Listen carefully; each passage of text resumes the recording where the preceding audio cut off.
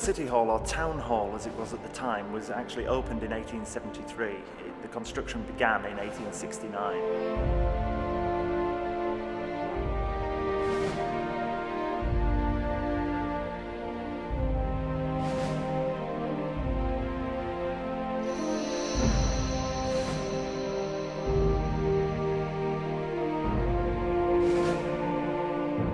Built in the Gothic Revival style, which was very much in vogue at the time.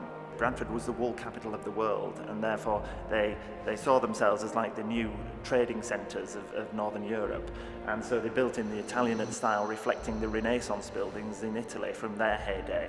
Perhaps its most notable feature being this huge campanile or clock tower, 225 feet high, containing 13 bells weighing 17 tonnes in total.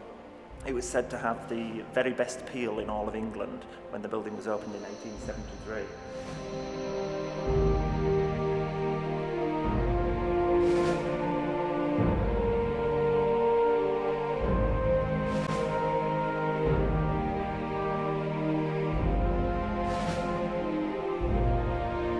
So this is the silver collection that we have in City Hall.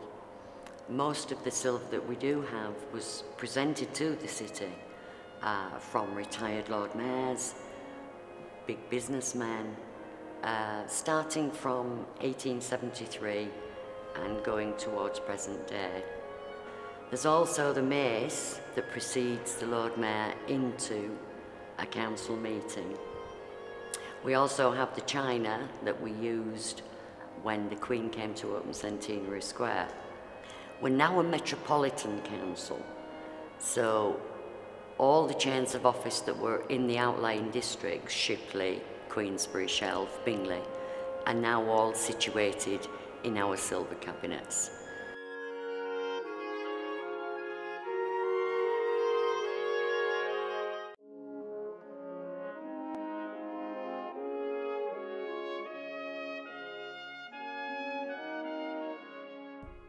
The building has many functions. Primarily it's an administration building, the headquarters as you might call it for Bradford Council. It's also the civic headquarters because Bradford has the Lord Mayor. We can often have up to 1,000 people if there's a major event on. A competition was held to design a new town hall for Bradford in the mid-1900s, and I believe there were 31 entries.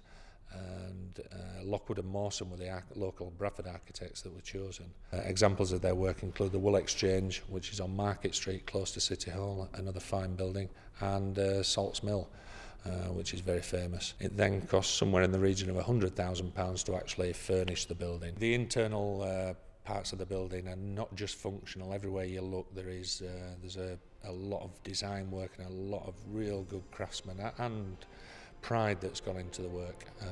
Some of the marble work, the stone work, the woodwork, it's not just nailed to the wall. You know, this stuff is really well built, and it's stood the test of time. That here we are 140 years on and the building's still standing.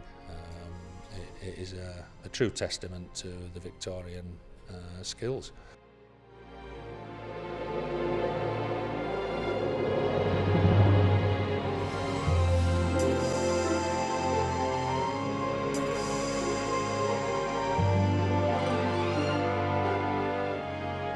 Yeah, the kings and queens of England appear in niches around the building, as you can see on this level where the Lord Mayor's rooms are.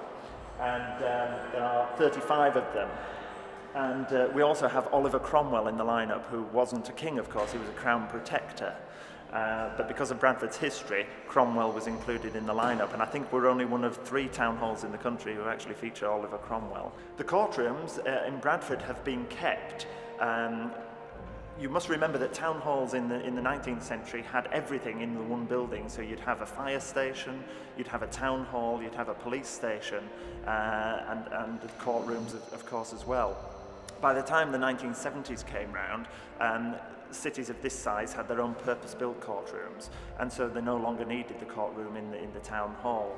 But Bradford, for some reason, kept its courtroom, and other town halls swept theirs away. But we now use ours for film work, so it gets a lot of television and film work. It's been used for Coronation Street trials and so on and so forth. So it does get a lot of use nowadays, but not as a place of judicial use, if you like.